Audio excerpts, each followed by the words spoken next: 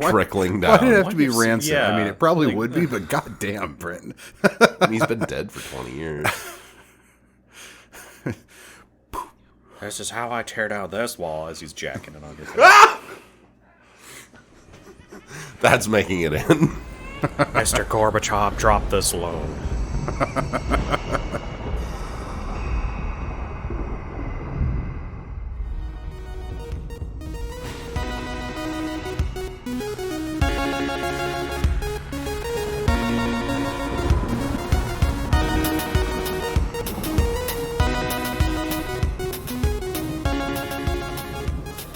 Hello and welcome to the Games the Minutes podcast. I'm Brent. I'm joined as always by my good friend Kirk. Say hi, Kirk. Say hi, Kirk. And we're joined as always by our good friend Benny. How you doing, Benny? Blood is pumping through my veins. Yay! Let's keep it going. Yeah, Let's promises. Make that continue to happen. Okay, if you say so.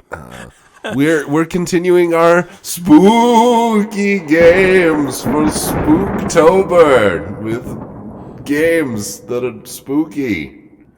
But first, we're going to talk about what we're drinking, Which is spooky.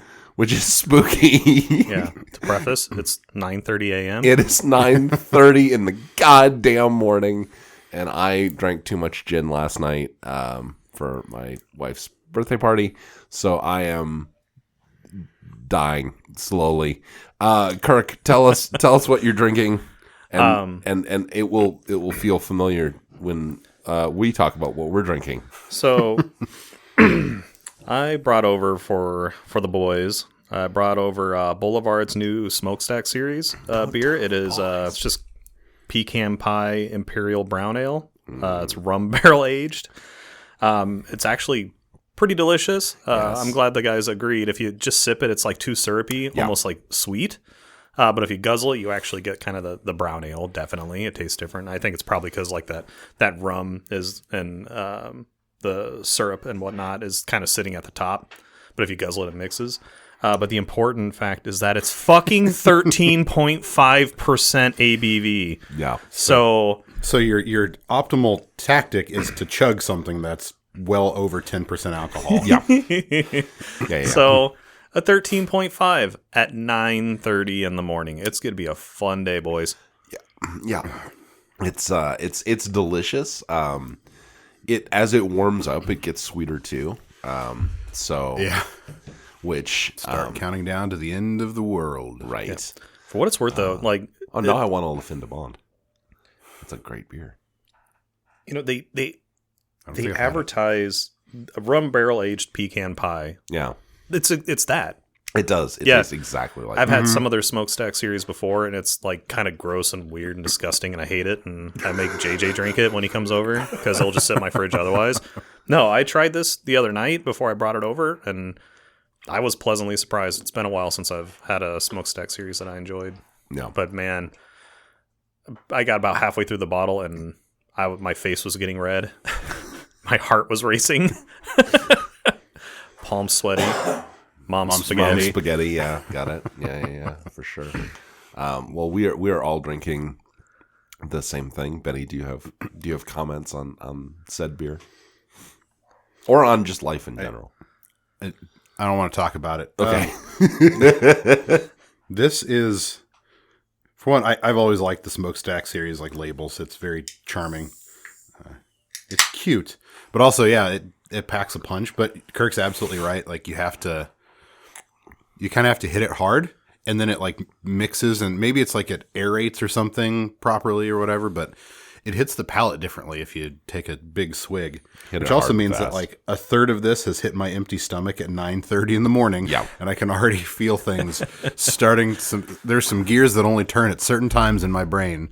They're starting to spin right now. This is great because what all of our fan doesn't know, like I'm in pretty good shape this morning. I had to be a good boy last night. Right. I went to the Dark Forest out at Powell Gardens, which is something I do every year. I absolutely love that exhibit. It's so fun.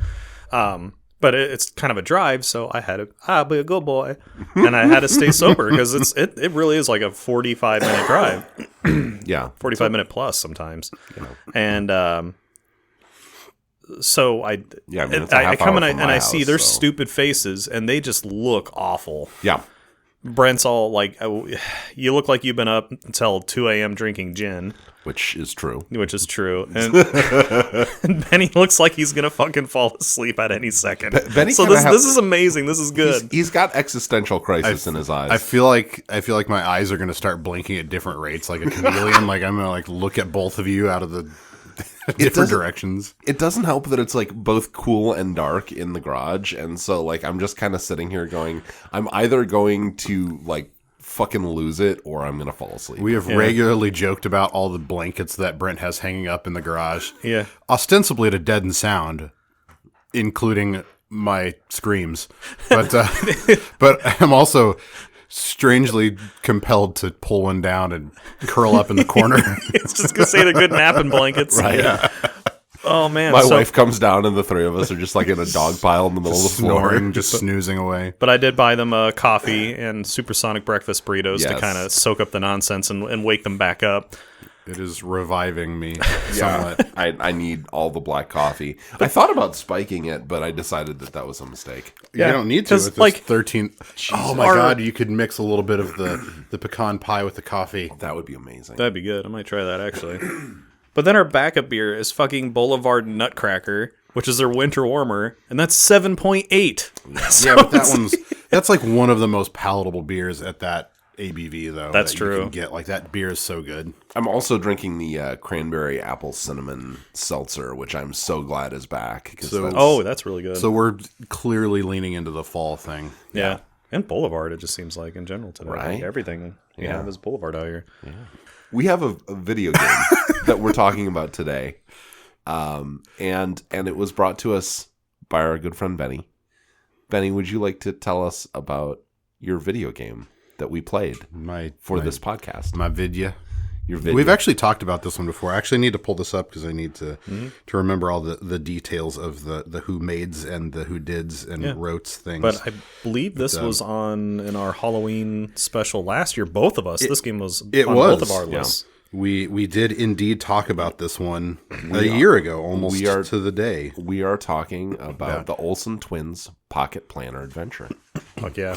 On the Spooky as hell. Nintendo DS. Yeah. Mm-hmm. Yeah. I don't know the game, so you can That's see a real thing. I now I have the existential crisis as well as the dread and the panic of not knowing how to respond to you. No, we are talking about Dead Space.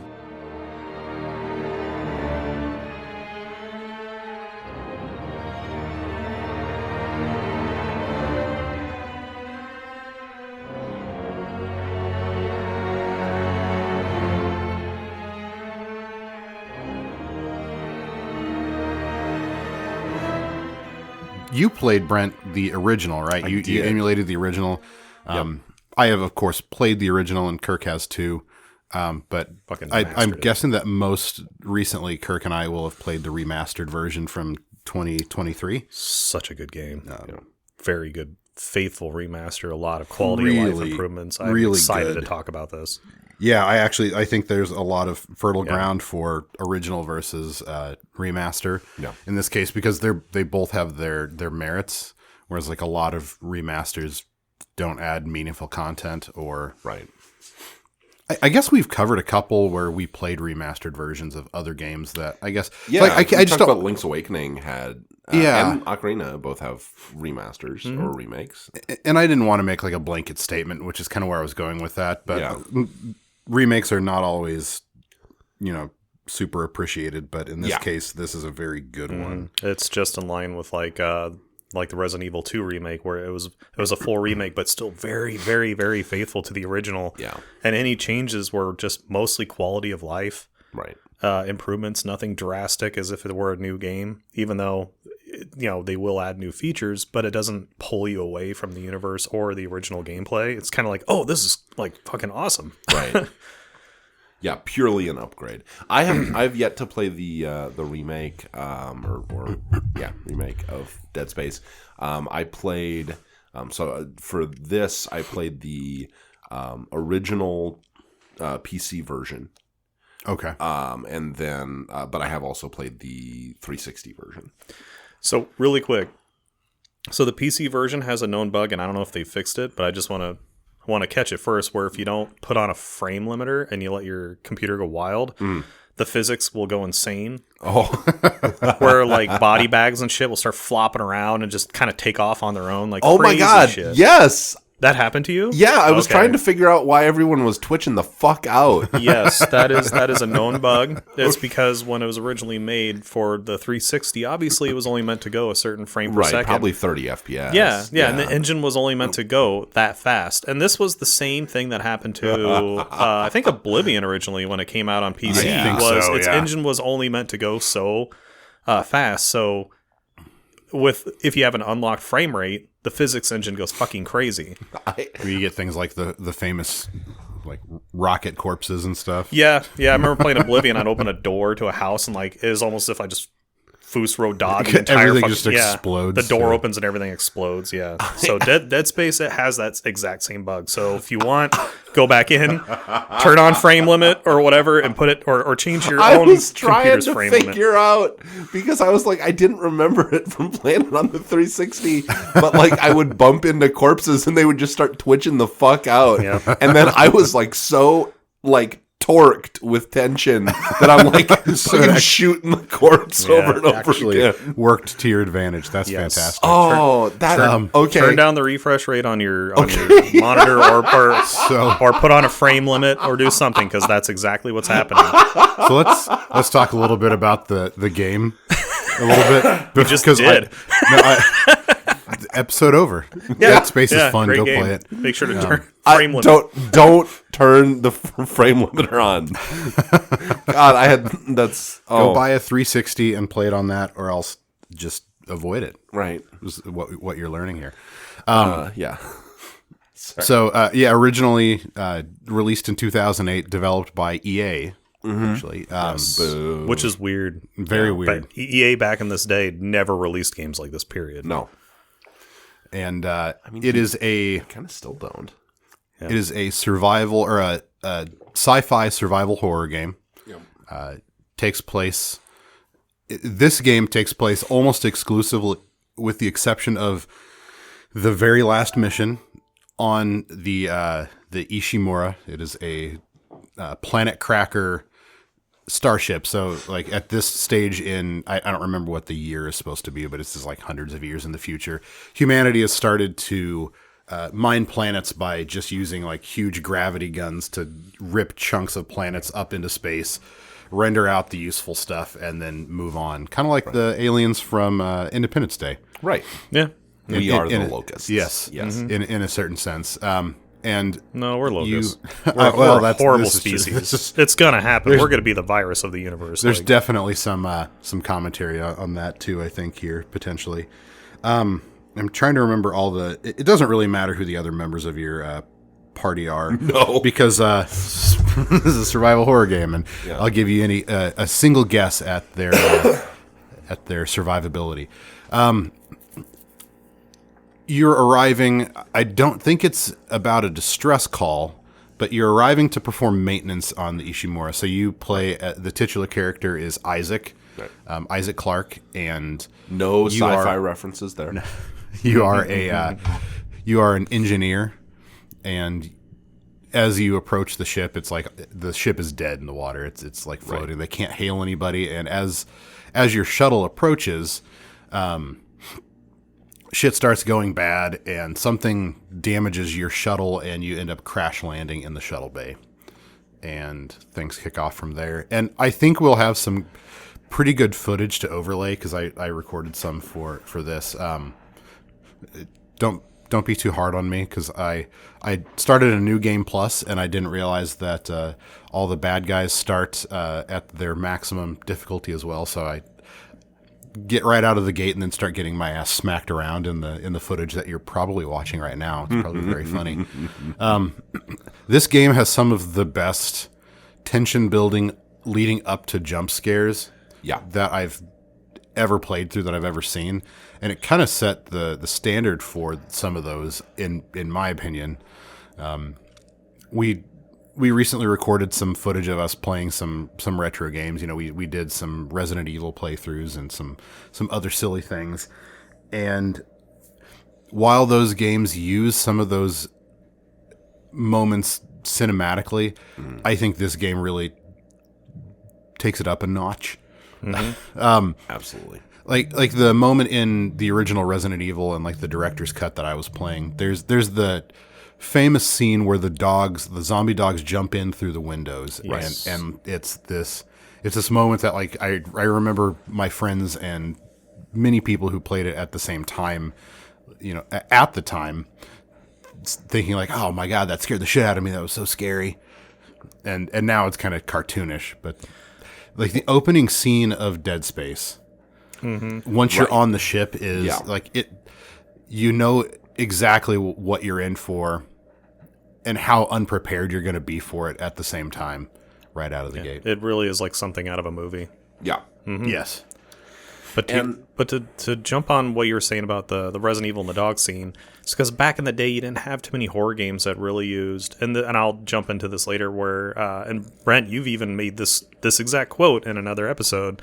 When it comes to horror games, a good environment will make or break the game, or something along those lines. Yeah. And that's where games like Resident Evil and Dead Space thrive, is their environment. So, and with the dog scene, it's a narrow hallway with just some open windows, and there's no music, no sound, nothing. And then just, you're walking down this narrow hallway, then just smash, these zombie dogs come just bam, right through the window.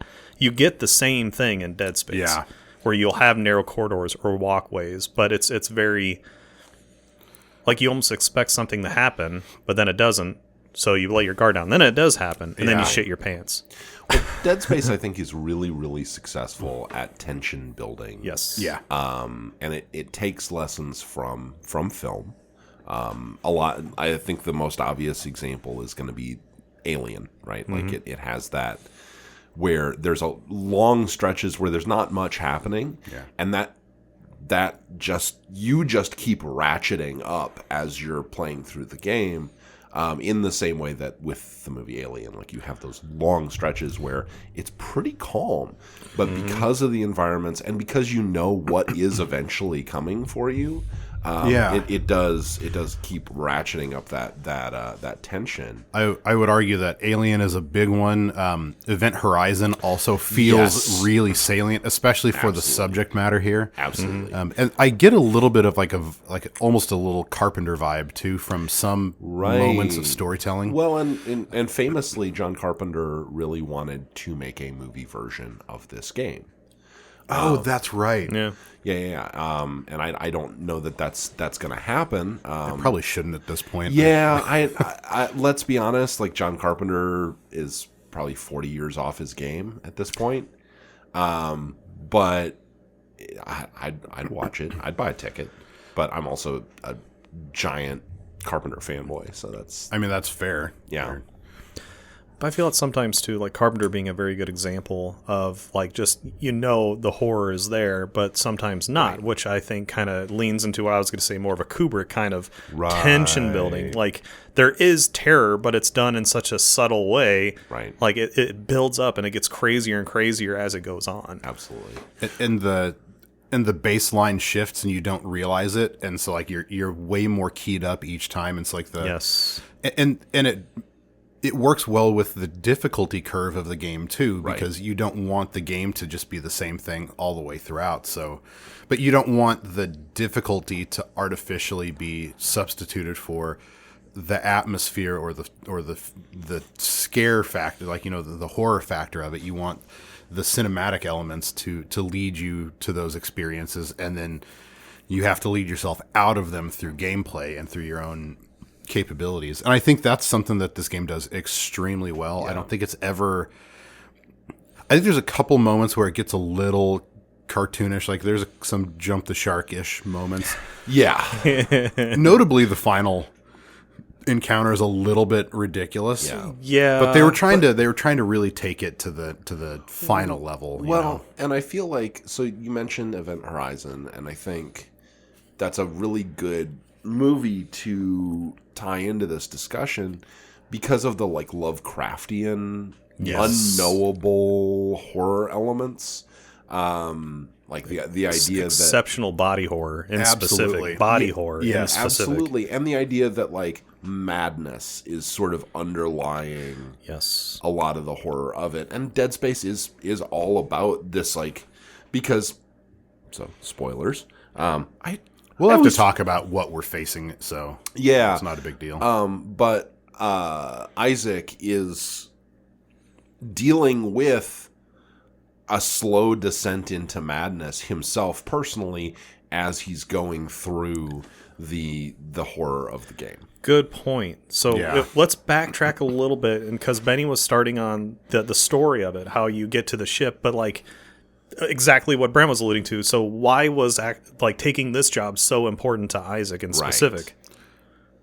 I'm trying to remember. He's going to visit his like girlfriend, who is also working on the ship. Which you were just about to allude into. I was going to say, is it girlfriend or wife? I believe wife, actually. Is it his wife? I can't remember. Okay. Which So- it ties into his descent into madness. Right. So For sure. Isaac was wanting to be on this particular mission to help fix the Ishimura because his wife is one of the I believe science officers, yeah. on the Ishimura. So as you're going through the story, you have this recurring, for a long period of time, you just have like her voice in your ear, and you kind of, as the player, you don't know if these are memories or if this is like some kind of hallucination Or actual recordings. because he does have a recording of her like basically asking him for help. Yeah. That he's playing over and over. And you find other recordings where she's like talking to you directly, saying like, shit's going crazy here. Right. You know, I hope you find this and that sort of thing. And then about 2/3 of the way through the game, she's just there. And part of and yeah, I know why you said it that way, Kirk. But like the interesting thing is the presentation of all these things is through a lot of ambiguity about the reliability of your senses. Right. And I'm trying to like be cagey about it a little bit to not spoil everything. But there's a lot of there really is that Lovecraftian element where like your sanity is an unspoken metric of the experience. The unreliable narrator factor of it is what makes it, I think, elevates it from being a good horror game to a really great experience that I Should think. we talk a little bit about what happens or Yeah, I was just gonna say, let's stop edging all of our fan. And actually, because we got to the point like, we go to the ship, we like, you know, the autopilot kind of fails, we crash into it, but like, what is going on and what makes this a horror game? Like right now, we haven't said really That's anything. true. We've just been hinting. Yeah, we've just that's been true. very So cagey about it. So if you would, so your party who is sent there to work on the Ishimura boards and basically goes into like the welcome center of the ship. There's like an atrium, and you're kind of going through like security, and no one's responding. The ship is basically dead in the water. Right. And as you start getting some systems spun up, and I love how fast this game gets to it. Yeah. A rather horrific creature falls out of the ceiling and just starts shredding the shit out of your team members. You have become separated from them because you're going in to like activate a panel or a control panel or something like that, and you get to watch as at least one of you're unsure about like the survival of any of the rest of the party, but you get to watch as at least one member of your team is gutted pretty viscerally right in front of you. By what will later be identified as a necromorph. Right. So this is some sort of an alien entity that possesses corpses and transforms them. and horribly. that's very much where the body horror element comes in. At least that's where it starts. Right. And you're immediately thrown into a flight from that. Like you have to run. And it's very tense, and it plays very well because you're actually pretty safe during this scene, but it feels very much as though you're not. And I mean, if you decide to hang around, you will get wrecked. But at that point, you've been introduced to like the situation. Clearly, the ship is fucked. It's overrun by something horrific, and your goal at this point is just to survive and complete some, basic go here, do this missions, Right. to repair critical systems on the ship. Because at that point, your goal is to save anybody you can and to survive yourself. And so fairly predictable turn there, but like what you actually go and do is pretty fun. You have some fun abilities like a telekinetic ability and like a stasis ability to freeze things in place, and you have to use these for some fairly fun but basic like platformer kind of puzzle things. But I think it works well. Yeah. There's an oxygen, like there are certain parts of the ship that have gone to vacuum, and you have to navigate those while conserving oxygen. There are zero gravity sections of this, which that's something we'll have to talk about in gameplay, because those sections are completely different between the original and the new version. Yep. But no, go on. I was going to say, one thing that I do want to mention here that I think we touched on but haven't really dove into is it's really important that you realize with Dead Space that the character is not a soldier. I was literally just going to talk about that. And I mentioned that earlier. That's why you have the stasis, and Right. because when you're in the zero-G of space, those are just like your tools. I figured we'd talk about like how combat plays out here eventually, including the fact that he is not a soldier, and the way he fights is he is an engineer. He's a repair guy. He's a space handyman. He's a tech dweeb. Yeah, he's a space handyman with some really badass tools. Yeah, Right. So you're not like using a gun, even though you do get like a plasma rifle. It's probably like the worst weapon in the game. It is. It's useful against exactly one enemy type, and that's it. So in this playthrough, because I've never finished the game until just now. I had it for the 360 back in the day, but I never finished the game. So this was a new one for me. But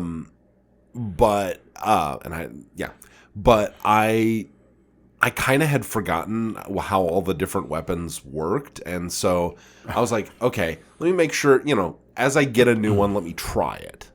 And I just kept reverting back. I basically finished the game, except for there's certain segments where you really can't. But I basically finished the game with the initial weapon that you get, which is used to cut off the limbs of the bad guys, because the bad guys, you can't shoot in the head. I mean, you can, but it doesn't really do much. Because the head isn't you're taught functional pretty part. Yeah, I was gonna say we knew we'd have to cover that during the gameplay section, but because they're undead, twisted husks of former humans. That's how I feel right now too. Yeah, they don't respond to critical damage to like vital areas. Yeah. The only way to take them out is to dismember them. Right. And you're taught that pretty early on. Like I love the with the blood smear on the wall, where like you get the gun, and if you're paying attention, you know exactly how to proceed, because there is a note scrawled in blood on the wall right after you get the plasma cutter that says cut off their limbs. Yeah. Which is one of the most iconic. Like to me, it's right up there with like The Cake is a Lie as like one of the most iconic like things in video game. It's so good. It's actually for me, it was like the blood boiling in the Thing kind of moment. Yes. Oh, yeah. Like that epiphany, that aha. That's if how it's we not too much trouble, Yeah. I'd rather not spend the rest of this winter tied to this fucking bench. So, in terms of that gameplay, I doubt that, Brent, that you had the issue that I had the first time that I played this, because like this is probably like 2010 or so when I first played it. I didn't play it when it first came out, but I did play it within a couple years. Sure. But I bet you may have experienced this thing, Kirk, where it is in even a third person or a first person game, like your reflex is to shoot for vital areas. Absolutely. And like is headshots is like most of the time, even in a third person scenario, like, Gears of War, like you're still like you have basically the same kinds of reflexes. I remember struggling a little bit, or like having to fight the reflex to aim up and instead to start targeting other areas of their bodies. I've played it enough at this point where I don't struggle with that. I know, like, I instinctively flip the orientation of the beam for the guns so that I can, take it off at the legs, or okay, I took that one's legs off. Now I need to switch it to the vertical orientation to cut off its arm, right, or something. But initially, I remember struggling with that a little bit. So it's kind of a fun. It's at the time 100% unique gameplay element as far as I'm aware. I do enjoy. You don't really see it in the game so much. Like after you shoot off their limbs, they're just like quote unquote dead. But in the lore, they're not dead yet. They're just non-combatants. Yeah, like you've just made it so they can't do anything. Okay, going back to the frame rate glitch. So I would every enemy that I cut off the limbs of in this game, if I had time, I would head stomp every single one because they were twitching the whole time. Yeah, which I'm learning is a glitch. for to be fair, there is a really like fun meme that was going around back in the day that was just Isaac Clarke, and it carried on to other games too, where it's just the caption is it's just Isaac stomping, and the caption is when in doubt, stomp it out. Yeah. Yeah. And that did persist to other games that would follow, which I love. But 100%, Benny. Like to your point, I don't have the level of muscle memory with FPS games that you guys, I'm sure, do. So that wasn't as much of an issue for me, especially since the last game I finished before this was Control, which also has a lot of like telekinesis powers and stuff like that. So I was kind of primed for this, actually. Well, okay, I like it. Yeah.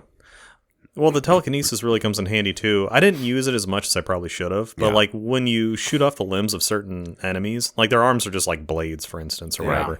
Well, you can use your telekinesis to then in turn pick up the blade and then throw it at another enemy or the same enemy like forcefully, so you don't have to use as much ammo. It's incredibly useful. It's very useful, but I found myself just not really doing it. I love it because it is a fantastic way to conserve ammo. Yeah. And it does significant damage. Like you take especially like the more advanced the enemy, the more damage that their limbs do. So like even like the basic necromorph with like the blade arms, when you start getting the ones with like the kind of like black carapace, like armor, that hit a lot harder, their limbs do more damage too. So like you shoot those with the kinesis power at another one, and you're liable to just take one of their limbs straight off with it and pin it to the wall, which also is great. I always took like a we don't go to Ravenholm kind of vibe to it, where you had all these saw blades and shit laying around. Well, I'd use the telekinesis then and just take it into the next room with me, or find it, pick it up, and then take it with me again. So if I did find a useful thing in the environment that I knew wasn't going to shatter or do anything weird, or I'd have a problem finding it, that's usually what I'd take into the next room. Or if I found like a explodable oxygen barrel or something, and like, those I'd are go more after utilitarian than the blades. But I think that's where my brain would always take over. I wouldn't think to just, I shot that limb off, I should go ahead and take that limb right away and fire back. It was always, I always came into the battle with something already that I found from a previous room that I'm going to shoot right away. I think I didn't use them very much in my first playthrough, but I think in subsequent playthroughs, and I've probably played this game 3 or 4 times most of the way through, and at least twice all the way through. Actually, I started doing that more, like, because you can use it as kind of a force multiplier in combat, like in the middle of a fight, to like cut off a limb, and like you cut off a leg and then an arm, and if it's still coming at you, why waste another shot? It's slow enough. Just use your kinesis to grab that and finish it off that way. And it's kind of it's an economy thing at that point. Yeah, I'm gonna clarify though, like, because again, I have some other older viewers are just like, I don't know what the fuck you're talking about when you say things like we don't go to Ravenholm.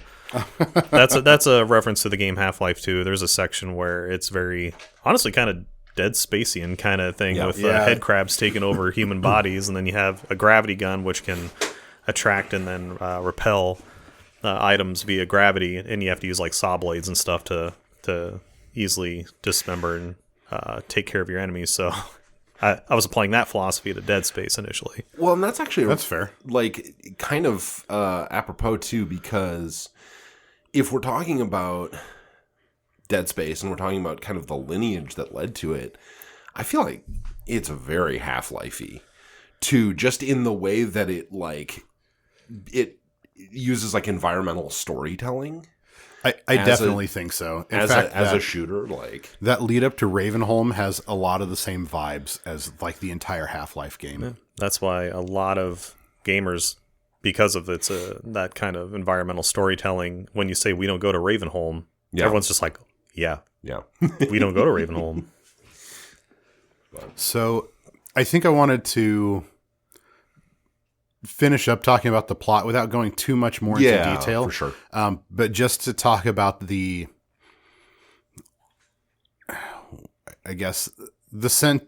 central MacGuffin of the game, which is the reason why all of this is happening. The team, or the ship really, doing the planet cracking, sent a survey down to this planet. I can't even remember what it's called. Like, it doesn't matter. It's generic. The planet. Generic planet out in space that they're wrecking. The initial survey located the Planet Express ship comes in, saves all the animals, and finds Nibbler. Absolutely. Incidentally saving all the animals. Sorry. I was thinking about it, I'm like, Leela's down there fitting. gathering animals. And Leela and Samus are flying away with all the animals. Well, now I'm just imagining like that the planet's full of poplars. Ooh, poplars. So the initial survey team uncovers something that they're calling the monolith. Right. It is is it? Was it called the marker or the monolith? Oh, that's right. It's the marker. Okay. And that's significant, but it is a monolith. Yes. Yeah. And I will say, just as a slight plug here, the plot of this game is a little Byzantine and a little confused, especially given the fact that you learn it while having giant scythe-armed creatures try to murder you. And a lot of the detail of the plot is told through either the recordings or the written like notes of people. And if you don't take insane people rambling at you. Yeah. And if you don't sometimes take the time to listen to the whispered moments that you hear, the kind of subtle madness that starts creeping in from nowhere, or, you see it written in a lot of cases. You see it written on the walls. You see it in the research notes. You start encountering it more and more and more. But this thing is, if I remember correctly, there's some dispute, like they dispute whether or not, or disagree on whether they should even bring the thing on board. Yes. But it clearly is exerting its own will or its own influence over at least some of the crew, even to begin with, and it starts. And the basically colonists on the planet, because there is a colony on the planet, which again, maybe it's the colonists that uncover it to begin with, right? Yeah. Which again, getting to Byzantine and confused plot. Why are they blowing up a planet that has a settlement on it? I mean, that's a good question, because they're taking out like a 1,000-kilometer chunk of the planet. It's like, this isn't like, it's not like the planet's just going to explode when you do that, but like gravity's a thing, and like you're not gonna 100%. There's a unspoken second part of this story where they land a shuttle on this planet, and Khan Noonien Singh comes up and this is SETI Alpha 5. Sorry, that's a very, very nerdy deep cut, but whatever.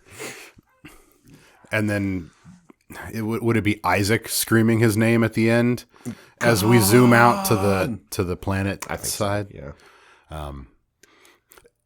I'm trying to be kind of cagey about it, and also I played a couple hours of this game earlier this month, but the most recent time I played through to the end of it was around this time last year. So I'm trying to remember all the plot details.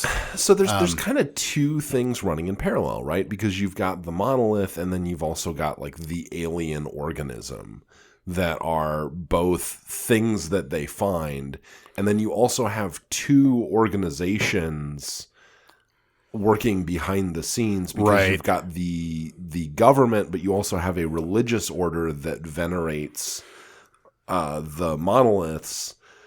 And what quickly becomes evident, It's really confusing, or what doesn't necessarily become quickly evident, but eventually does become evident, is that they're kind of all the same, but also not. And there's kind of like there's clearly some sort of a force vying to.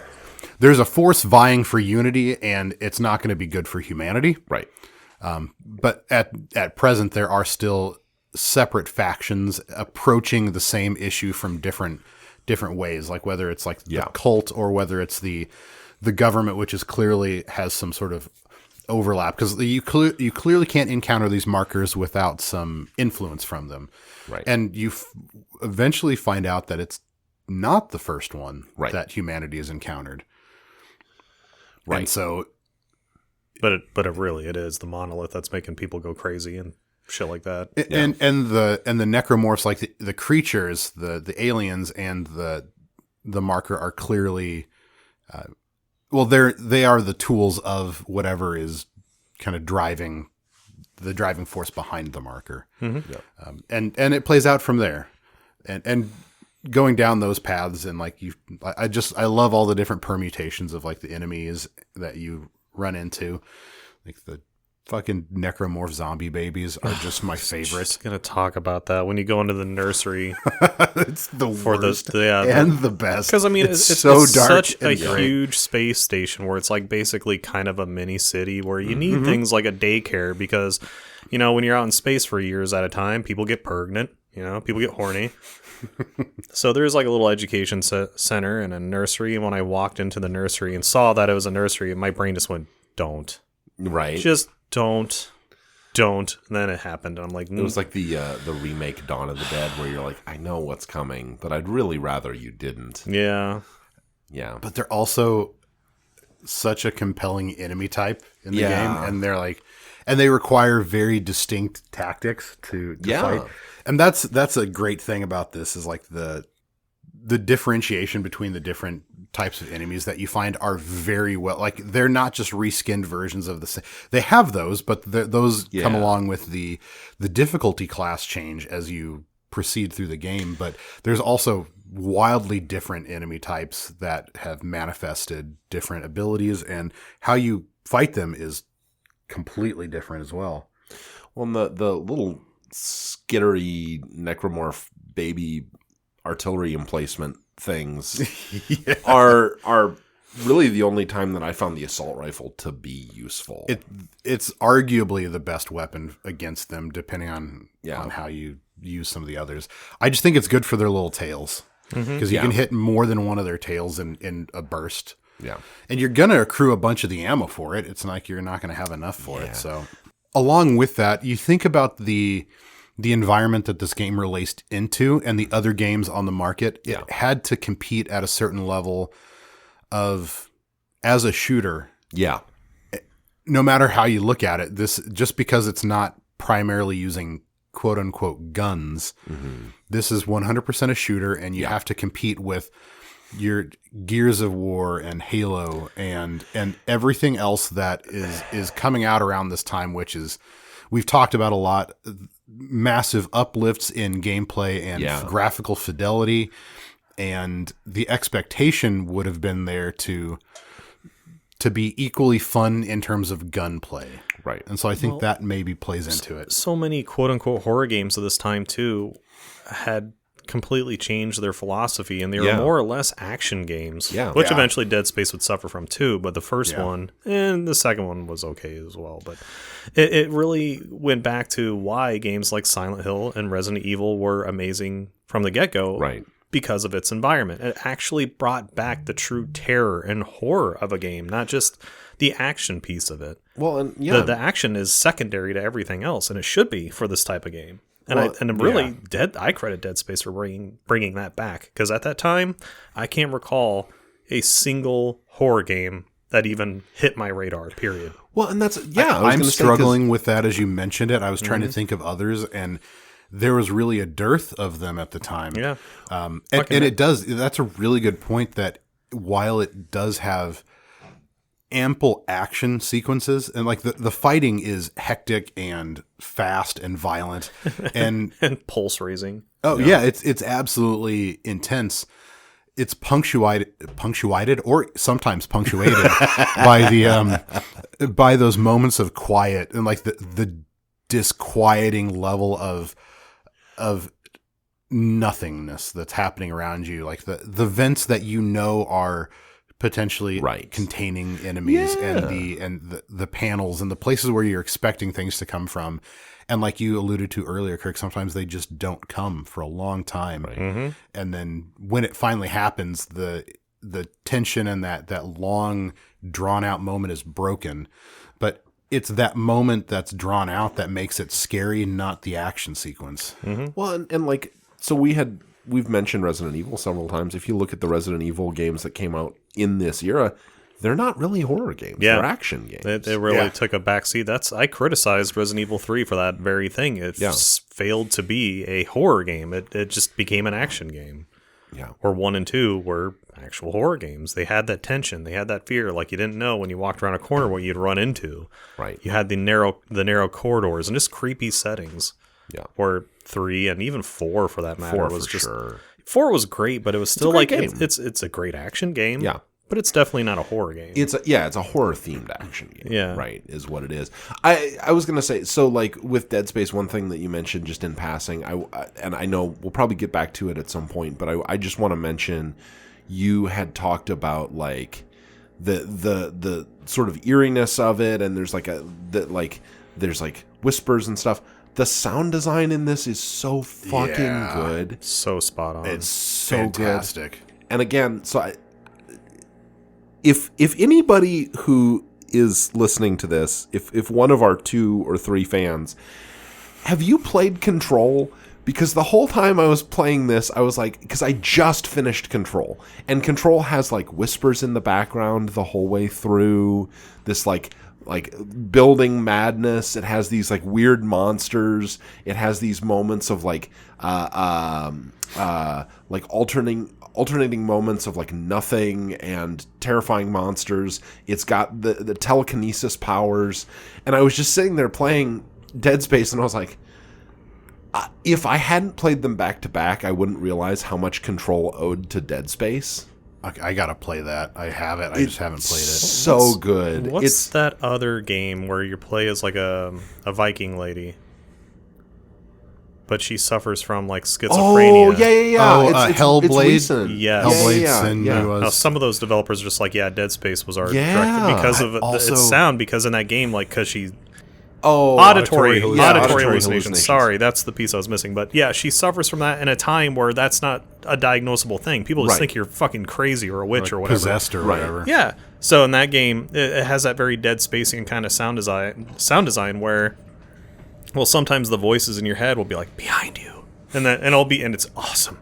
Scares the shit out of you. But sometimes it's helpful, but sometimes you're also schizophrenic. They could just be fucking with you. But like it's that level of sound design where the whispers, like they developed the game around the idea of if the whispers were helping you in a way. And that would be the same kind of notion of being your own unreliable narrator. Yeah. That plays very much into the Dead Space era. That Control, that's such an interesting reference by reference. Right. Because of the Alan Wake connection there, which from about the same era, right, and handles some of the horror elements in a similar way. Right. In fact, Dead Space and Alan Wake have some surface level similarities in terms of how they play, which I hadn't. You mentioned it, like I can't think of any others, and that's the only one that I can think of from the same time period besides Dead Space. Yeah, another 360 era game that did but. There's not a lot that did the horror, the survival horror thing from that time even tolerably, let alone well. Those two kind of stand out. I'm sure there's someone's gonna like post, or like one of us will remember. Shit, whatever, scary game McGillicuddy, and it will be like Scary game son of a McGillicuddy. bitch. I used to drink that in college. That's gonna have to be a new drink Yeah. for our next. Yeah. For our next Halloween session. Yeah, I'm I will already thinking of absolutely- what that drink would I was going to entail. say, I'm absolutely buying a bottle of Dr. McGillicuddy's for next, there we next, go. But to make recording it session. spooky, you got to be able to reference. So I'm already thinking like use the root beer McGillicuddy because to Yeah. reference the slutty pumpkin from they How have I a- Met Your Mother, because that's a Halloween episode, because you got to make it spooky. So we can start there. One thing I want to talk about real quick was just the how this game was a sleeper hit. Even back 10, 15, 20 years ago, whatever, EA was just like, oh, cookie cutter bullshit. Another FIFA, another fucking Madden game, garbage company. The only thing it had going for it, even still this day, is The Sims. But even then, people are like, fuck this game.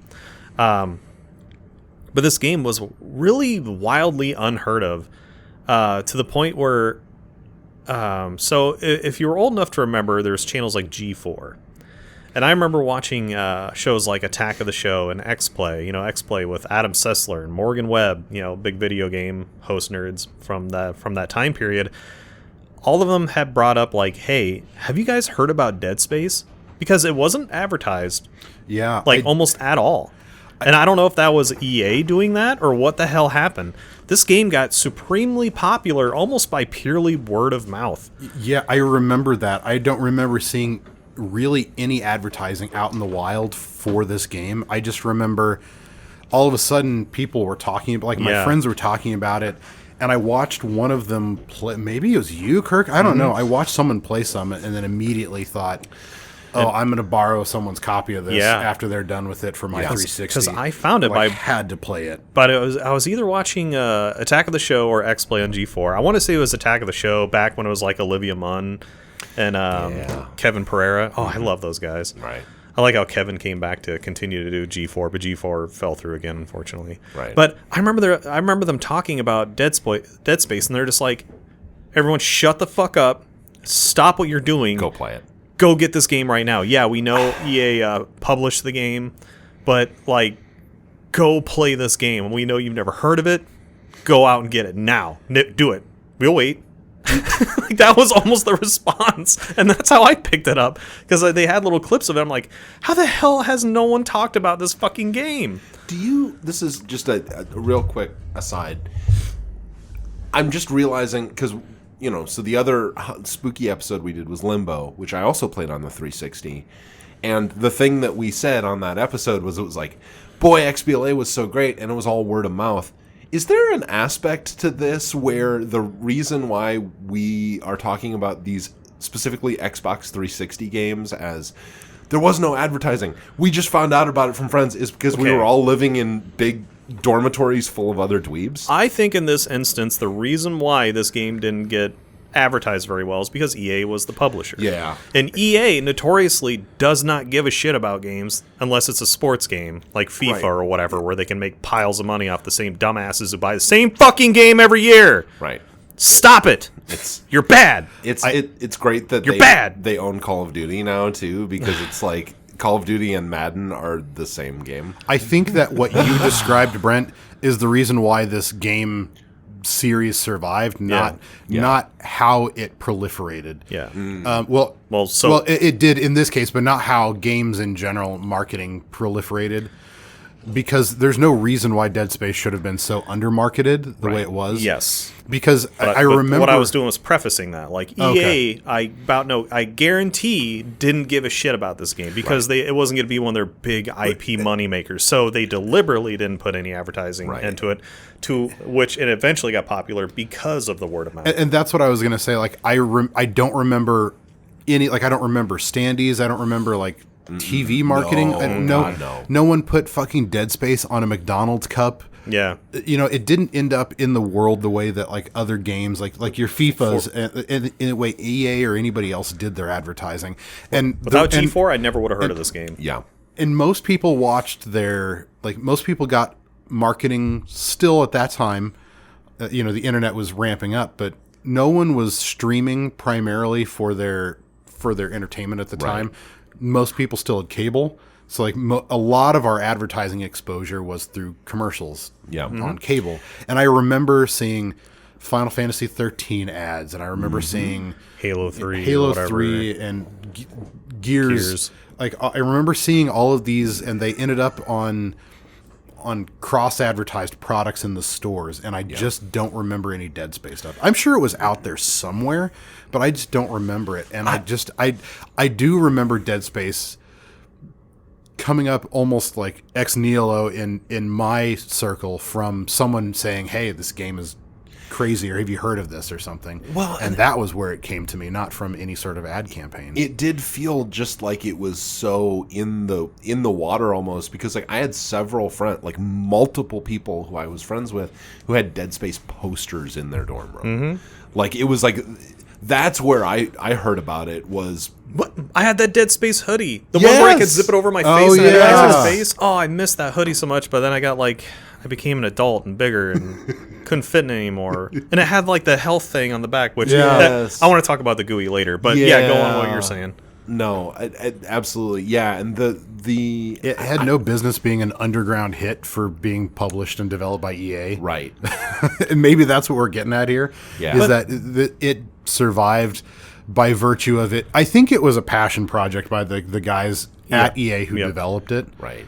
Well, that also... Because they worked on Resident Evil 4 and some other games. Unfortunately, its popularity also became its downfall, where you can tell like EA started getting their grubby, dumbassy fingers into the game more and more because it was such a huge hit.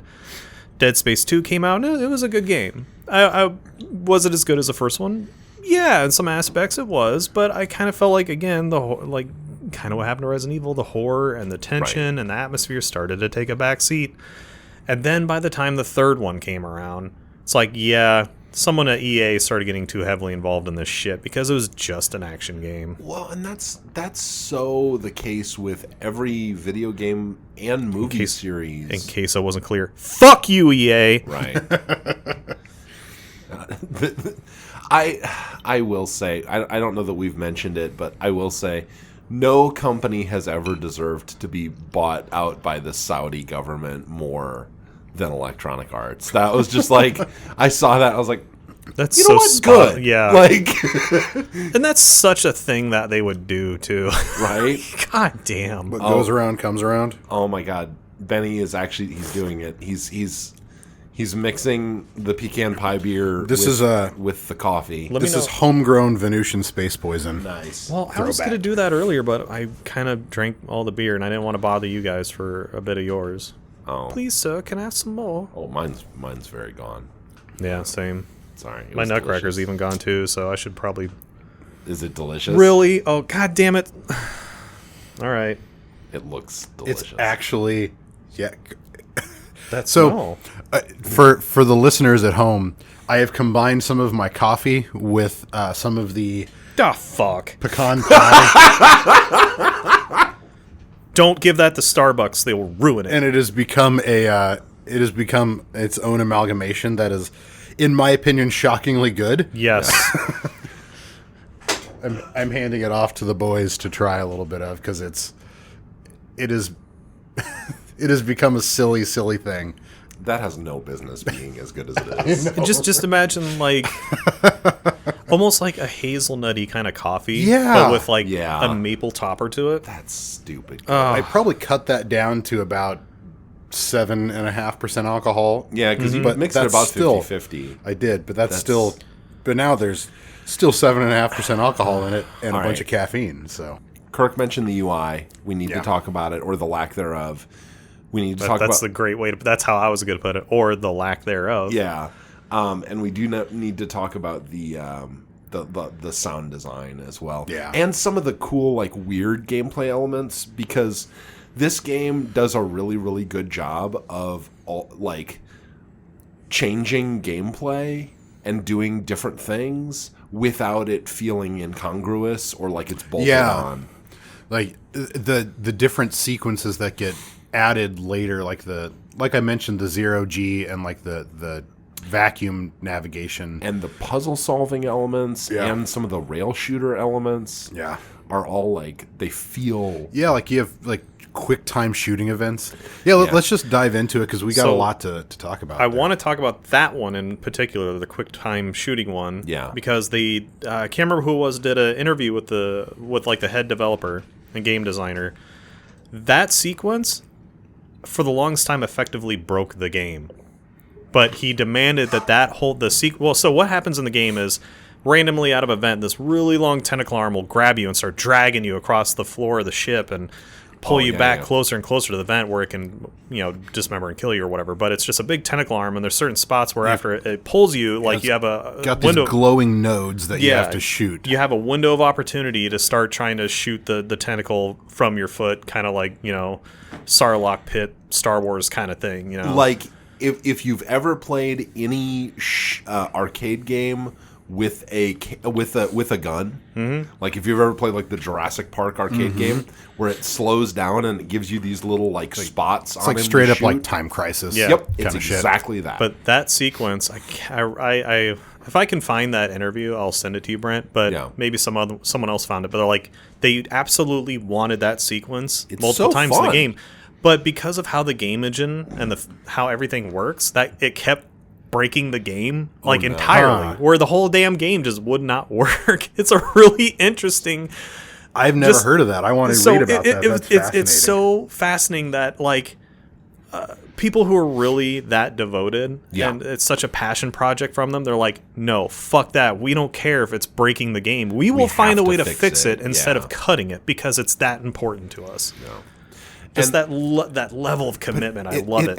It melds perfectly with the ideas of tension and the lack of control that you have in the game, because you are empowered in a way that the characters in a horror film are not, because you are a passive participant when you're watching a film, but when you're playing the game as Isaac, if you're good at this game, it's not a particularly hard game. It is intense, it is fun, but it's not that difficult. I was going to say, I think the difficulty is well balanced, but I beat it, so it can't be that hard. But these sequences where you're Crow-Cage got anything to say about that? But this sequence takes some of your agency out of the picture for a little bit of time and forces you to be a little bit more at the game's mercy in a cinematic way, while still forcing you to self-enable and save yourself. And I think I get why they would want to keep it, because narratively, or from like a gameplay and narrative standpoint, I don't think the game would be the same without it. Yeah.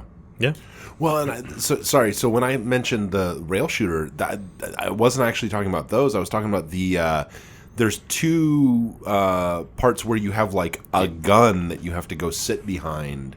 Oh, like the asteroid shooting section? Yeah. Oh, that part, I don't know. I think that's so fun. I will say in the original, isn't there an achievement for in the original 360 version? There's an achievement for getting it perfect without getting any damage, and it's very difficult to get perfect. It's one of those few achievements that I kind of was proud of getting back in the day, because it was very hard. Sit closer to the screen, and the moment you see that pixel pop up, just fire in that direction and then move on. Yep, trust that you're gonna hit it, because I was so travel happy distance and stuff that I was playing it on the PC, because I had played the game with a controller up to that point, and this was one of, I think, 3 times I died.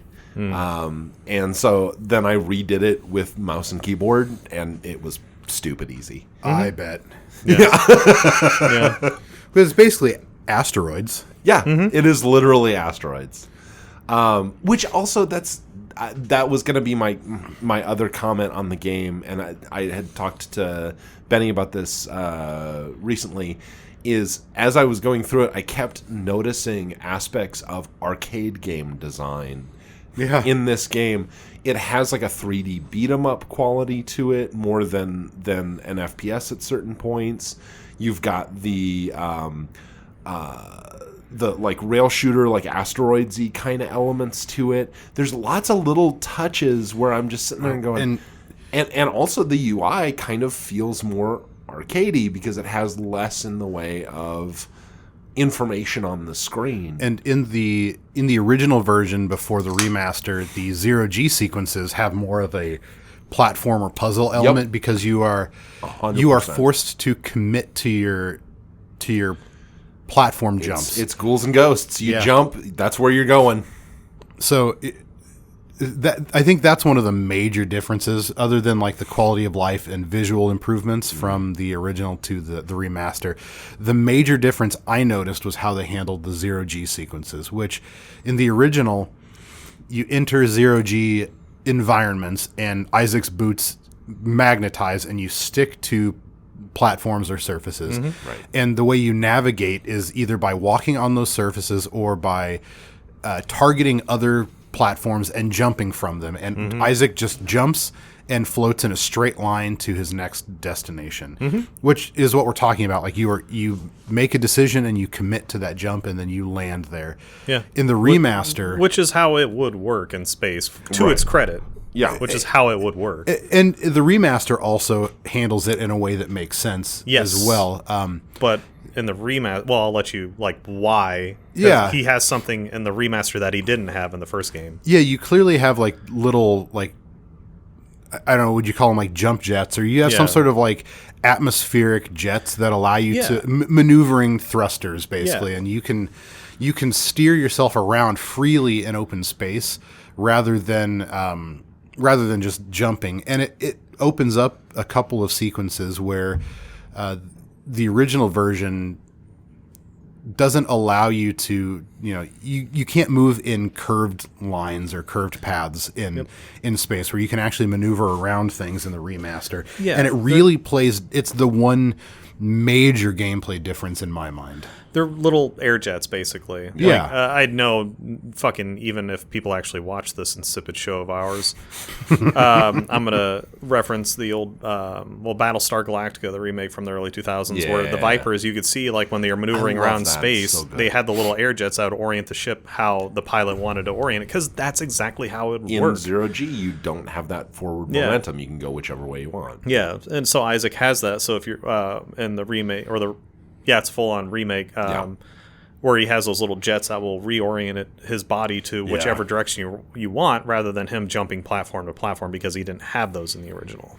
Yeah, you can pivot freely and change your attitude and your orientation and move around freely. Accelerate, stop, move. Yeah, but I do like how it has the My audio attitude or in the this game auto. was mostly scared. Yeah, I do like how in the remake how it's like what I wanted in the Outer Wilds, where it has like an auto orient in the remake, where it would automatically turn your body to the nearest flat surface so you can go land on it.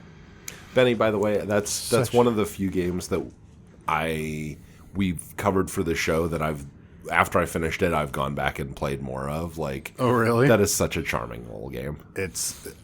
I regret bringing it to you guys 0% because even though it's so new, it's one of my top 5 favorites. So good. Well, speaking of landing on things, should we kind of? Yeah, let's talk about the UI a little you. bit, Yeah. and then we'll- music, and then get out. Yep, Well, no, sounds we good. got to answer questions from the. Yes, and then we from have the fan. we have a question from our fan. Fuck our fans. I'm just kidding. I love No, you we so love you. much. Please don't take If that we were gonna seriously. fuck you, it would be gently and sweetly. Unless that's Don't not how you like it. always have to fuck her hard. Except this time, that's what we're gonna do. I'm so sorry. Cut that out, Brent. Oh man, I'm such a you fanboy for the UI in this sweetly. game, though. But I know, Benny, this is your pick, so you talk about it, and I'll sit over here and it sounds like- edge and nerd off. And I have ideas about it, but I go ahead and lead into it. okay, well, basically this game has no UI. Right. It just doesn't have one. And all the information you need is right there on the screen. They implement it on either yourself or in the environment or via holographic imaging in the game. You have no HUD. Yeah. and it's Which for and all of it is real time. You don't pause the game when you navigate your menu. So we've been doing a better job of like explaining gamer terms. HUD is heads up display. So the actual like on screen data of what's going on in the situation, like in the game. For like You our mean older I've been- viewers, it would be like your score and how many lives you have left and how much time you have left Yeah, in old school Mario. You mean I've been calling it a huge undulating dick for no reason? I am yeah, that's what it That's is now. what it is now. Yeah. Yeah, that's a new Damn name. it. The fact that it's undulating, it's like, hell yeah, let's see what's going on here. It's also got that uncapped frame rate. Yeah. Do I have to pay to see this? Like, come on. No, it's in the DLC, Kirk. Yeah. But yeah, so Isaac has a health bar on his back, which I love. They give like a in-game explanation of it because you have a character, one of the few who survives for the majority of the game, who like talks about at the very beginning of the game, like, "Hey, I just want to check to make sure your like health Life status on support your system. suit is Yeah. working," and it shows his like health bar going up to blue, because blue is good. Yeah. Yeah, we would call that like a diegetic. Yeah, A diegetic metric. So like it's it's like in showing universe, yeah. it's like showing the amount of ammo on a screen on like an assault rifle in Halo. Or like it's exactly. although in those games you'd still have that HUD, and that's just that's a flavor text kind of thing, whereas this is 100% in game. You have to rely on what is actually presented to you and Yeah. what would actually, well, not just presented to you, but what is actually happening.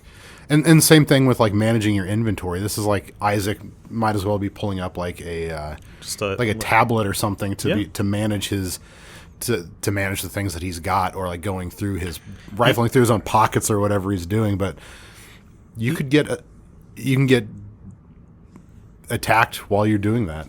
Yeah, absolutely. Even like when you access your map, he's pulling up just a holographic display off his hand, and it'll show you the different layers. And then if you want like just a very simple like show me to my next destination, he projects a line on the ground on Which the floor is so cool. that Yeah. tells you where to go, like in real time, wherever you're at in the game. Not like in the map, but just he'll place his hand, point it towards the floor, and it will create like a holographic line to show you where you need to go next. Like right out of the gate in the footage I recorded, I used that pretty liberally. Yeah. So like you'll see that in the overlay for this on YouTube at least, But that where I'm using the navigation stuff. that aspect of really not having a HUD, a traditional HUD, is everywhere in the game. Like when you're in an airless environment, like when you're out in space outside of an airlock, the little counter saying how much oxygen you have left is on your body, and you have to look at your body to kind of see. Well, I mean, like I have to look at your body. I have anyway. to see the display on Isaac's body with how much oxygen he has left, just like how Isaac would have to look at and see how much oxygen he would have left, like as if you were a skydiver looking like at your altimeter of how close you are to the ground. Like it's that level of immersion I actually think or like immersion. that's, unless there's more about the UI and like how we navigate, I actually think there's a good reason to pivot to sound design on that one. Go for it. Because I love that moment where you exit a hatch into a vacuum environment, and all of a sudden the sound changes. It goes to that muffled where like you're running around through the halls, and you can hear your footsteps echoing, and you can hear fans and machinery out in the distance, and the sounds of a spaceship running are present, and it's always this like low grade environmental stressor because it's quiet but it's not. And then you rely so much on sound to let you know if there's a necromorph waiting. Or, like did the fan in that vent spin down? Is there a necromorph behind there? Is he skittering around above you or below you? And all of a sudden you lose that element. You hear, you get thrown out into the vacuum, and you hear Isaac's breath, and you hear you can hear his boots, his footsteps, but they're muffled. It's like it makes sense. Like the sound doesn't travel through the vacuum, so like you're hearing sound that's available to Isaac's body, right? And that's all you're hearing, which is really like I love the atmosphere building that comes with that. Well, a lot of people, like, we have sound, and our voices sound the way they do here on Earth because we have an atmosphere. We have air. Like the sounds have to have to go through something. Yeah, and That you have d- something to reflect off. Yes, of, too. exactly. Yeah. But when you're out in space, there is no atmosphere. There is no oxygen. There's no air in a traditional sense. It's nothing. It's a vacuum. Duh. But like people just don't get it.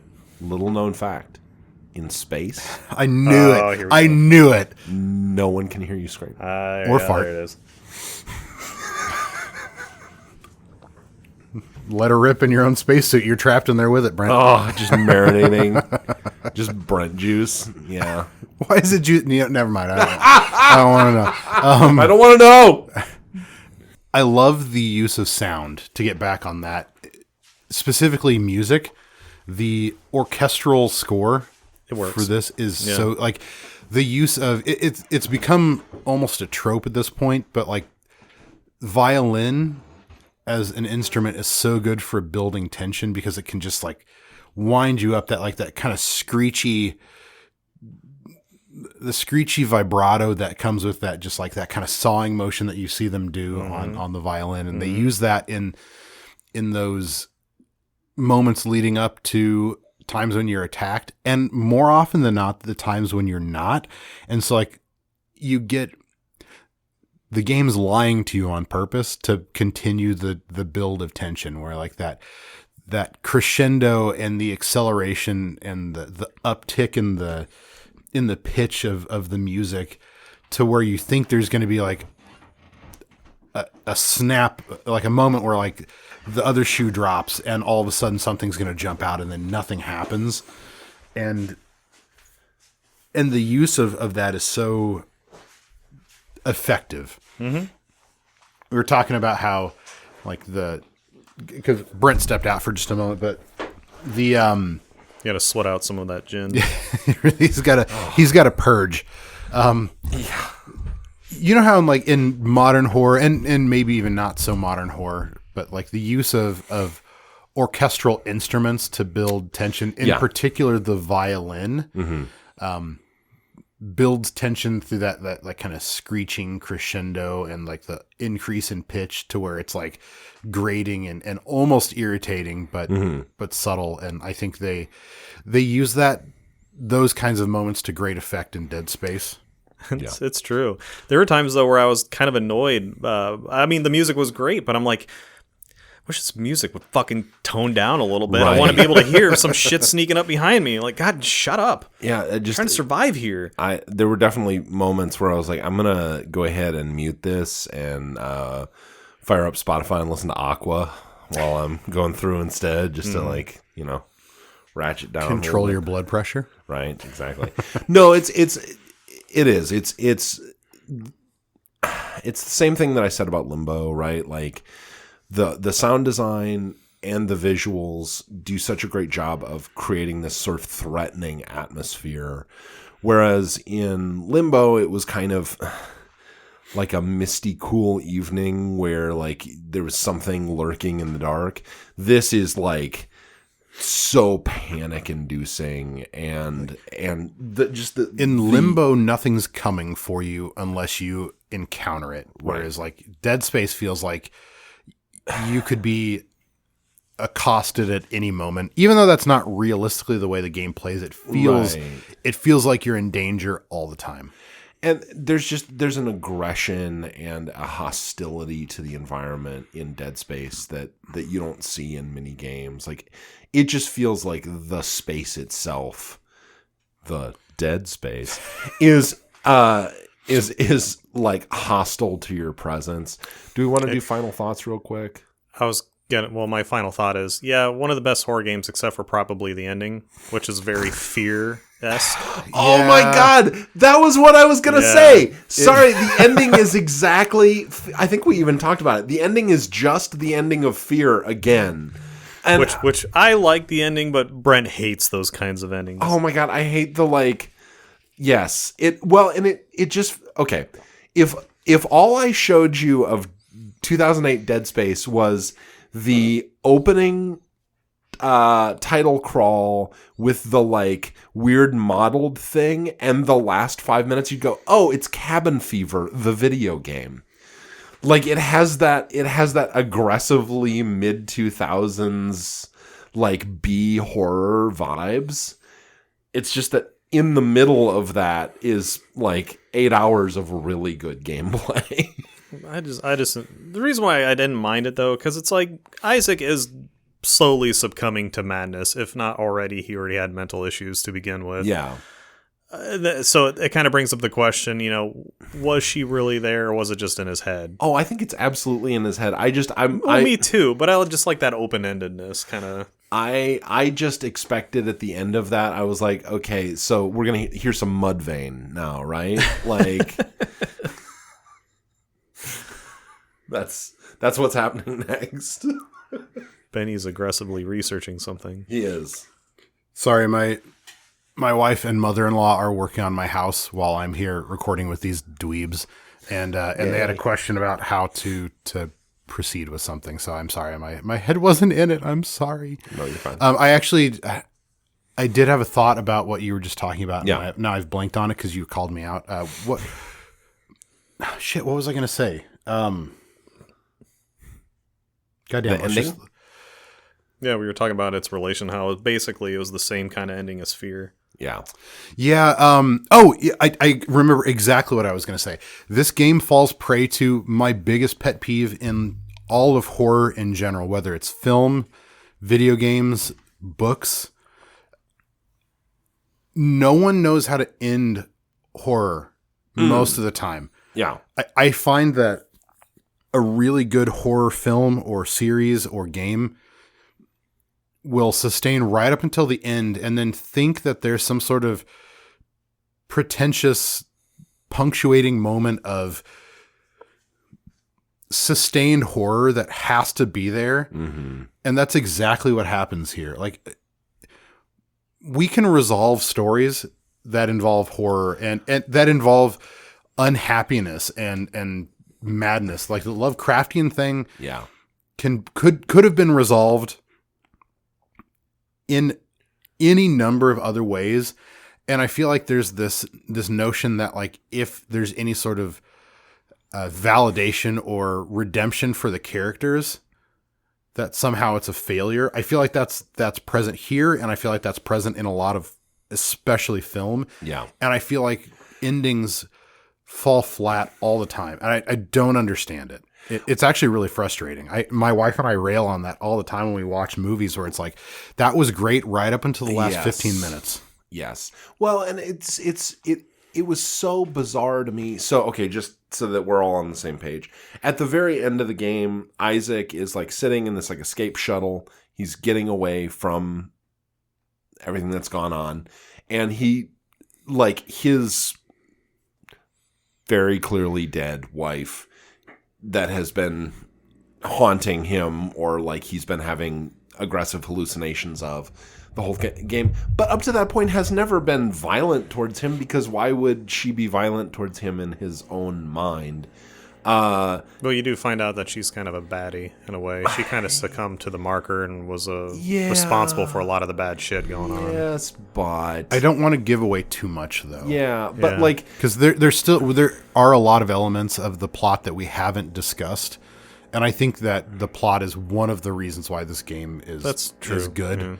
Yeah. In fact, I thought that we have done a pretty good job so far of this episode of telling exactly what we need to get through without spoiling it. Yeah, but basically it does the same thing that Fear does, where like at the very end, like it's like, oh, there's a jump scare with this female character that we've had, and it's so like cheap and stupid. Sorry. Well, no, and I was just gonna say, like, if they wanted to bring her into that last moment of the game, I would have been fine with it, but you could have done something as simple as doing like a reverse shot of Isaac like flying off, and like as you look front at Isaac as he's like piloting, and then do a reverse shot where she's sitting next to him or something like that. Mm-hmm. Something like if the point of it is to remind the character that he's still suffering from whatever kind of mental breakdown the marker has left on him, you could have done that, and you could have done that with her in a way that would have felt honest and genuine, and less like, oh, we're gonna get one more scare in there for you, kids. That's what I was gonna say. Like if the ethos of your ending amounts to a 2-second jump scare, and the idea behind it is just kidding, then you've probably failed. Yeah. Because you didn't know how to tell that cinematically, so Right. you had to slap us with it. Both those games would have been better stories with the last 2 minutes trimmed off.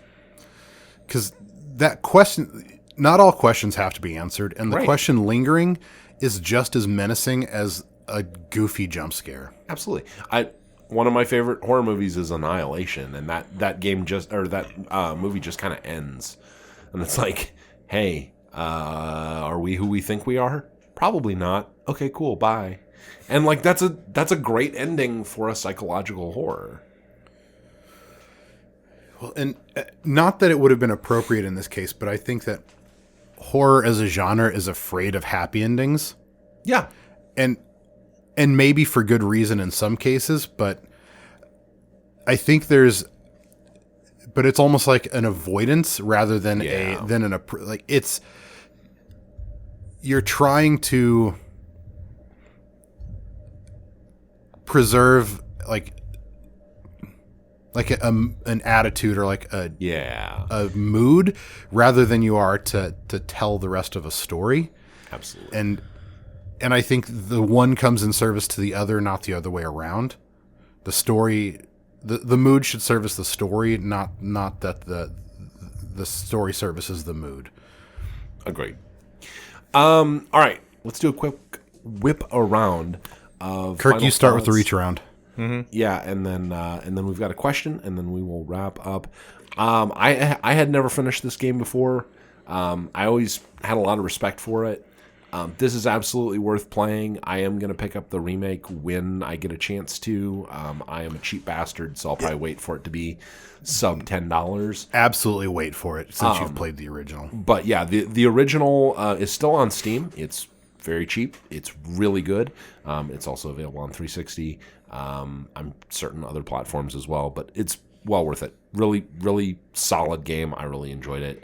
Yeah, I've no further thoughts that we haven't covered. Krickelstein. No, yeah, I agree. When it comes to the ending, we had talked about it in the Fear podcast episode where I brought up like how that ending sucked, but how would you have liked the ending to change? And I brought up a couple examples, like maybe your character gas or something. Yeah. And then you look over and almost sitting there in the helicopter with you, just that's just something almost a little more exactly what I subtle. pitched. Yeah, Yeah, what yeah. you pitched with Dead Space, I absolutely agree. Instead of getting that last cheap, shitty jump scare, like it would have been that subtleness would have made more sense, like her just sitting in the co-pilot seat or something along those lines. I think it would have made a much more effective open-ended ending rather than just trying to scare you one more time, which it was really not necessary at that point. Or even more to convey the mood would be to like have Isaac or the player in Fear look over and see his wife or Alma sitting there, and instead of being surprised, be distinctly not surprised. And then carry on like there's nothing happening there. Absolutely. There's a lot more power in those moments for the character. Yeah. Because that's to me a more effective way of like ending a horror movie. For instance, like not instead of getting a cheap scare one more time, just kind of acknowledging this potential open-ended thing. Otherwise, I was going to say that the best kind of horror endings in my mind are like John Carpenter's The Thing, where the ending is pretty much right there in the beginning, and then you're just watching how we got to that point. Yeah. Or like It Follows, where they just kind of they just kind of walk off, and like you know that things haven't been resolved, nothing's fixed, but like the characters have come to an understanding with what's going on. All right, Benny, tell us your final thoughts about Dead Space. I think it's one of the best of the genre. It's one of my favorite, if not my favorite, horror game of all time. I think that it's very balanced. I think it tells a story pretty well. It's not perfect. None of the games we talk about are, more or less. But there's no such thing as a perfect game. I think that it came at a great time to really set the stage for a lot of what would follow, and played off of what came before it. It's like so many of these other games that we kind of like hold in high esteem, just for what it is. I love this game, and like Brent said, if you can find it on sale on Steam, buy the remake because it's definitely worth it. Yeah, the game holds up now. Like to this day, they released the remake in 2023, and so like that's still equally new. Like it's got some impressive graphical quality of life improvements, and it'll look just fine today. So if you're looking for pinnacle of graphical fidelity, I mean it's going to do just fine for you. And go remember to stomp the corpses in the corridors because they will bite you in the ass if you don't. When in doubt, stomp it out. Yep. When in doubt, stomp it out. All right. We're going to end the episode with a listener comment or question. Yeah. That's words. I can word. I am good at word. The question comes from... Word me, Brent. Plague Nog? We're going to go with Plague Nog. I don't know if that's correct. If it's wrong, tell me. I love it. His gin-addled brain isn't going to pay attention anyways. That's my gin. Yes, that's true. Accurate. The question is, first off, I love the caption, nerds. That's awesome. Talk about gaming on Linux, native versus emulation via wine, etc. So I play a lot of games on Linux, but I have played very, very few of them that are Windows native games on Linux. I pretty much either have played Linux native games or have emulated retro systems, which might be shocking for somebody who runs a retro gaming podcast. But I haven't done a lot of emulation via wine, so I can't really speak to that. I know Kirk has some thoughts on that, but yeah, I really like gaming on Linux. I feel like it tends to. I have a lot of like shitty older hardware that I like to play games on, and a lot of these little shitty $50 Chinese handhelds. And I feel like you squeeze a little bit more performance out of it from using some of these really stripped down Linux builds rather than Windows. A lot less overhead in a Linux environment. So I have quite an extensive knowledge of Linux distributions and whatnot. Ubuntu, CentOS, Bazite, Red Hat, DSL, or damn small Linux. I have. I like Bazite a lot. Yeah, Kirk's got I'm some just DSLs. saying. Yeah. I'm just saying I have a lot of experience in Linux. When it comes to emulation and stuff, a lot of those will just, especially emulations, will just run it on Linux. But when it comes to modern gaming, can you? Yes. Should you? No. Yeah. No. I mean, there's more and more support anymore. Especially with Proton, I feel like. Well, that's what I wanted to talk about, is that what we're seeing right now, and this is just my prediction, is that like the Proton layer in Linux is just the next iteration in the hardware abstraction layer evolution in terms of gaming specifically, because like when you look back at like Windows versions from like the 2000, 95, 98, and then even moving into XP, and then looking at what's called the HAL or the HAL, the hardware abstraction layer that came along in like Vista, and then into 7 and 10 and 11, and these 8 doesn't exist. Fuck you. 10 might as well, or I mean 11 might as well not exist. Yeah. And so it's Windows as a service now. But what I'm getting at is that there's this separation of the software from the hardware, and that's just to promote compatibility, right? At this level. I'm sure that this is completely unintelligible to a lot of people, but basically like there was a time and place where if you bought a new mouse at your local Radio Shack and took it home, you might have to install a driver from a disk that it came with to be able to use that piece of hardware. And now our operating systems have generic forms built in, and they can natively talk to pretty much anything that's designed to work on them because of what's called that HAL, the hardware abstraction layer, which is a bit of software that just says the operating system doesn't really care what you are.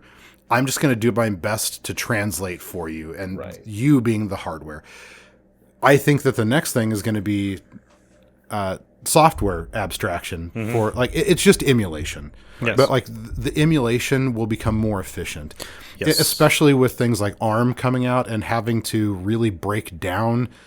God, this is getting so far in the weeds, but like the x86 instruction set, which is like what all Windows runs on and what most operating systems Windows runs on. Windows, because you can run Windows on ARM. Well, yeah, but that's what I'm getting at is that we have broken down the kind of the fundamental parts of like how programs run, right? So that we can build them back up in ways that are compatible across different platforms. And I think that that's going to be coming. That's going to be coming soon. So like I think Linux will run more games than ever before as we move through time. Yes, I was going to say that's really all I needed to say. You're seeing a bigger and bigger increase of just overall native support to be able to run in Linux right now. Just because, I mean, Windows 11 is just fallen flat on its face. Microsoft, it's just turned its operating system into a data mining, crypto mining hunk of bullshit.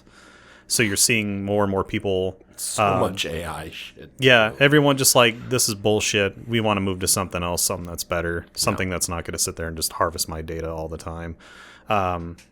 Even Steam has become more and more aware of this, where they'll outright tell you, like, that yes, this is going to work on a Linux distro, or no, this is not going to work on a Linux distro if you try to install it on a Linux or on a Linux distro. I guarantee there will be a lot of there will be a lot of shimming happening to bring compatibility to games that aren't currently compatible. Yep. But I would say overall, wait another 5 to 10 years, and it'll become more commonplace. Right now, it's still not really commonplace. Just let Microsoft fuck up some more. Yeah. And then well, that's what I'm getting. I don't even think it's going to be that long. I think we're going to start seeing parity for modern games be supported on Linux natively. Yeah. Mm-hmm. And I expect we'll see a lot of Steam releases be encouraged to be Linux compatible. Mm-hmm. And by nature of the fact that people will want their games to play on Steam decks, which will mean that they're going to be natively Linux supported at some level no matter what. And then there is the added benefit, at least on Microsoft's part, of it being more Linux friendly anymore. Mm-hmm. Like, sudo works on Windows Terminal now. Yeah, I mean, the bash shell is built into Windows. So. Yes, it's great. So as you start seeing that kind of crossover, it's going to make it easier for developers to make things work natively. Easier. Well, yeah, and I think if we continue to let Valve cook, because I mean, so Kirk mentioned cook and release Steam. Yeah, because Kirk mentioned Bazite. Bazite is a basically fork of SteamOS that was created to be able to be used on non-Steam Deck devices. But Valve is out there like that. We will see SteamOS on PCs. They're working on SteamOS for ARM, which I'm super pumped for. I'm kind of grumpy with Bazite, though. The whole community around it has become this group of elitist fucking asshats, and it pisses me off so much. It's like, you know what? Fuck off. I'm gonna go back to like Ubuntu and CentOS and fucking whatever I want. Linux gaming is, I mean, okay. You mean tech nerds got really opinionated about something that they love and they were exclusionary about it? I don't believe you.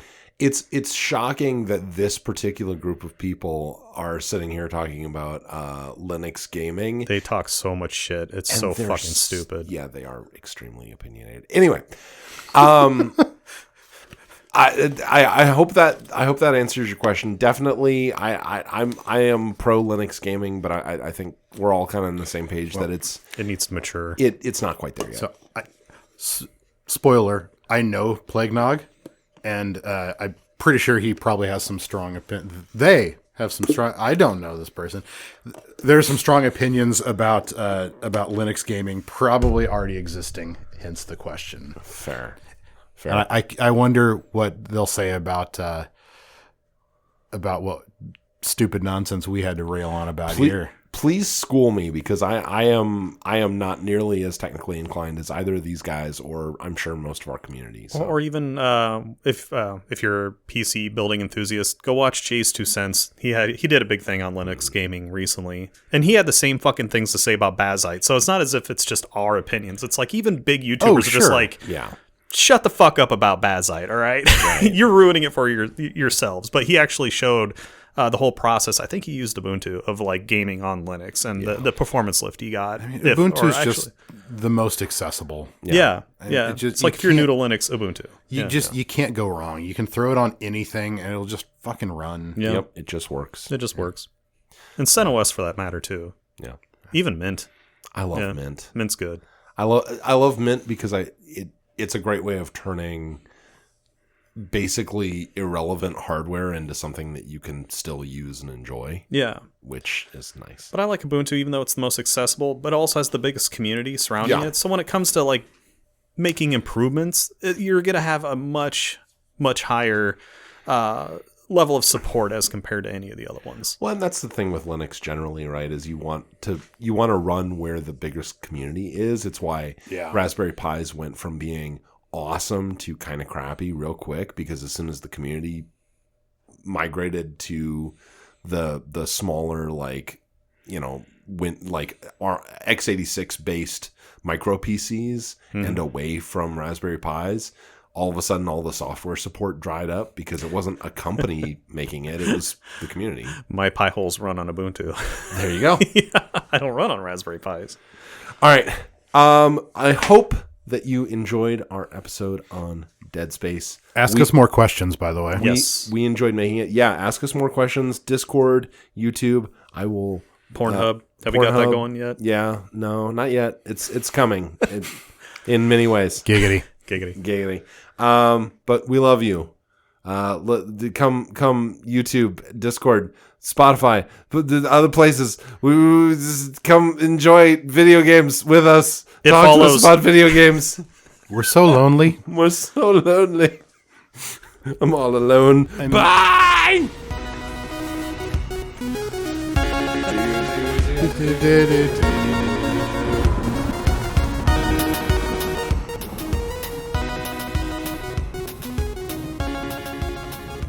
Ich bin ein Jizz.